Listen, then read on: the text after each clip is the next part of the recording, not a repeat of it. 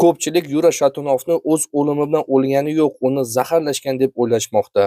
Xo'sh, u aslida qanday vafot etgan?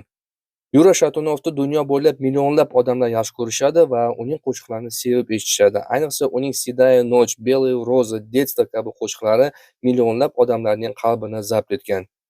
2022-yil 22-iyunda Yura Shatunov o'zining do'stlari bilan dachada hordiq chiqarayotgandi.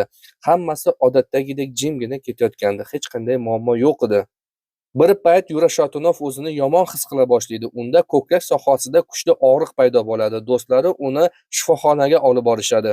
Shifokorlar tekshirishganda unga infarkt tashxisini qo'yishadi va Yura Shatunovni hayotini saqlab qolish uchun infarkt bilan shug'ullanadigan mutaxassislashgan markazga olib ketishga qaror qilishadi. Yura Shatunov markazgacha yetib bora olmaydi, chunki uning yuragi yo'lda urishni to'xtaydi. Shu tariqa Yura Shatunov 2022-yil 23-iyun kuni 48 yoshda hayotdan ko'z yumadi. Yura Shatunovning o'limi butun dunyo bo'ylab millionlab muxlislarni chuqur qayg'uga soldi. Uning qo'shiqlari bizning yuragimizda abadiy saqlanib qoladi.